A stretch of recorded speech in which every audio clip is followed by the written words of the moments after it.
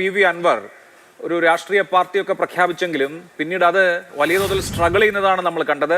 അദ്ദേഹത്തിന്റെ പാലക്കാട് തെരഞ്ഞെടുപ്പിലെ പിന്മാറ്റം, ചേലക്കര തെരഞ്ഞെടുപ്പിലെ അദ്ദേഹത്തിന്റെ സ്ഥാനാർത്ഥിയുടെ മോശം പ്രകടനം, അതിനുശേഷം വിവിധ പാർട്ടികളിൽ ചേരാൻ അദ്ദേഹം പരിശ്രമിച്ചത്, ഇതൊക്കെ നമ്മൾ കണ്ടതാണ്. അങ്ങനെ ഹീറോ ആയിരുന്ന അൻവർ സീറോ ആയിക്കൊണ്ടിരിക്കെ അതൊന്നും പറ്റില്ല, അൻവർ ഹീറോ ആയി തന്നെ നിൽക്കണം എന്ന ഒരു നിർബന്ധ ബുദ്ധി പിണറായി വിജയന്റെ പോലീസിനും ആഭ്യന്തര വകുപ്പിനും ഉണ്ടെന്ന് തോന്നുന്നല്ലേ? അല്ല, അങ്ങനെ പറയുന്നവർ അങ്ങനെ പറഞ്ഞ് സമാശ്വസിക്കട്ടെ അഭിലാഷ്, അതിനവർക്ക് അവകാശമുണ്ടല്ലോ. പക്ഷേ പിന്നെ ഇതിൽ അൻവർ തന്നെ പറയുന്നത് പിണറായി, പി ശശി എന്നിവരെടുത്ത തീരുമാനമാണ്. പിണറായിയുടെ അപ്പൻ്റെ അപ്പന് വരെ പറഞ്ഞു, പിന്നെ ADGP പറഞ്ഞു, ഒക്കെ ശരിയാണ്. പക്ഷേ ഇവരൊക്കെ അറിഞ്ഞിട്ട് തന്നെയാണ്.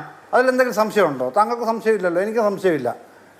ADGP ലോ ആൻഡ് ഓർഡർ അറിയാതൊന്നും ഇത്തരം കാര്യങ്ങൾ തീരുമാനിക്കില്ല, പറഞ്ഞ നേതൃത്വം അറിയാതെയും തീരുമാനിക്കില്ല.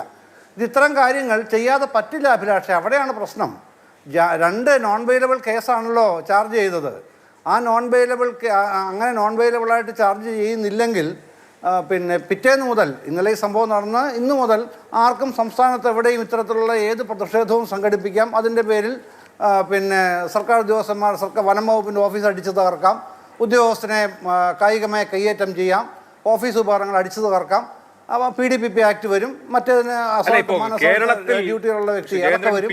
അത്രയേ ഉള്ളൂ.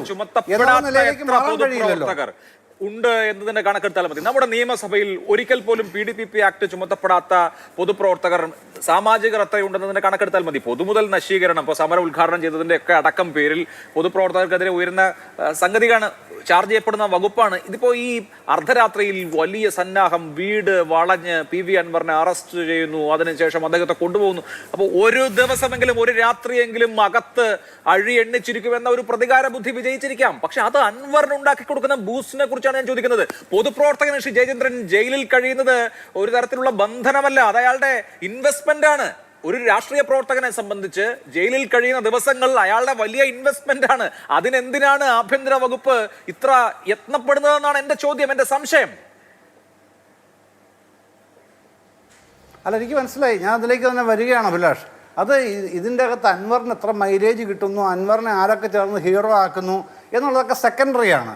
പ്രൈമറി ആയിട്ടുള്ള കാര്യം പിന്നെ നിയമവാഴ്ച ഇവിടെ ഉറപ്പിക്കുക എന്നുള്ളത് തന്നെയാണ്. ഇത്തരം കാര്യത്തിൽ അൻവർ MLA ആയതുകൊണ്ട് മാത്രം, അത്തരം പ്രിവിലേജുകൾ കിട്ടുന്നു എന്നുള്ളതുകൊണ്ട് മാത്രം ഇത്തരം ജാമ്യമില്ലാ കുറ്റങ്ങൾ ചെയ്യാൻ ഒരു MLAക്കും അവകാശം കൊടുത്തുകൂടാ. അവിടെ നിയമത്തിന് ചെയ്യാൻ കഴിയുന്ന കാര്യങ്ങൾ പ്രാഥമികമായിട്ടെങ്കിലും ചെയ്തേ മതിയാവൂ. അതിനെ അൻവറിന് കൊട്ടുന്ന മൈലേജായിട്ട് ആരെങ്കിലും വ്യാഖ്യാനിക്കുന്നുണ്ടെങ്കിൽ അത് അവരുടെ കാര്യം എന്നുള്ളതേ ഉള്ളൂ. ഗവൺമെൻറ് സംബന്ധിച്ചാണ് ഞാൻ മനസ്സിലാക്കുന്നത്.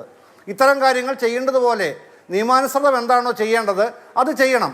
ഇപ്പോൾ പിന്നെ അദ്ദേഹം അതിന് വഴങ്ങുന്നു, വീണ്ടും തുടർന്നും അതിന് വഴങ്ങുന്നു എന്നുള്ള തെളിവെന്താണുള്ളത്? ഇന്ന് ജാമ്യം എടുക്കാൻ ചെല്ലുമ്പോഴേക്ക് പിന്നെ PWD എഞ്ചിനീയറാണ് പിന്നെ പൊതുമുതൽ നശിപ്പിച്ചതിൻ്റെ കണക്ക് എത്രയാണെന്നുള്ള പ്രാഥമിക കണക്ക് കോടതിയിൽ ബോധിപ്പിക്കുന്നത്. അതാണ് 35,000.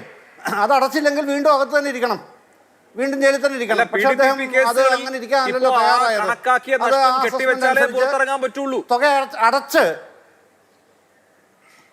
അല്ല, അതാണ് ഞാൻ പറഞ്ഞത്. കെട്ടിവെച്ചില്ലെങ്കിലോ 50,000 കാര്യമല്ല അഭിലാഷ് ഞാൻ പറയുന്നത്. ഞാൻ പറഞ്ഞത് 35,000 എന്നുള്ള പൊതുമുതൽ നശിപ്പിച്ചത്. 3 ലക്ഷമാണ് പൊതുമുതൽ നശിപ്പിച്ചതെങ്കിൽ 3 ലക്ഷം കെട്ടിവെക്കണം. അതാണ് ഇപ്പോഴത്തെ രീതി എത്രയോ കാലമായിട്ട്. അല്ല, ഞാൻ പറഞ്ഞ അതാണെന്നേ. ഞാൻ പറഞ്ഞത് അത് ആ ഉദ്യോഗസ്ഥൻ അസസ് ചെയ്ത തുക എത്രയാണോ അത് കോടതി പറയും കെട്ടിവെക്കാൻ.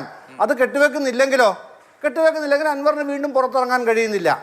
അപ്പോൾ അദ്ദേഹം അതല്ല ചെയ്തത്, കെട്ടിവെച്ച് പുറത്തിറങ്ങുകയാണ് ചെയ്തത്. തൻ്റെ പ്രതിഷേധം തുടരുമെന്നും പറയുന്നു. പ്രതിഷേധം തുടരാൻ, കേസും തുടരും. അതാണ് അവസ്ഥ. അപ്പോൾ അവിടെ നിലവിൽ അൻവർ ചെയ്ത അട്രോസിറ്റി ആ തരത്തിൽ നിയമപ്രകാരം ചെയ്യാൻ പാടില്ലാത്ത കാര്യം, ജാമ്യമില്ലാ കുറ്റം ചെയ്തു, അതിന് ജയിലിലായി, ജാമ്യം എടുത്ത് പുറത്തു വന്നു. ഇനി അദ്ദേഹത്തിന് പ്രതിഷേധം തുടരും, കേസും തുടരും. അതാണ് ഇപ്പോഴത്തെ അവസ്ഥ.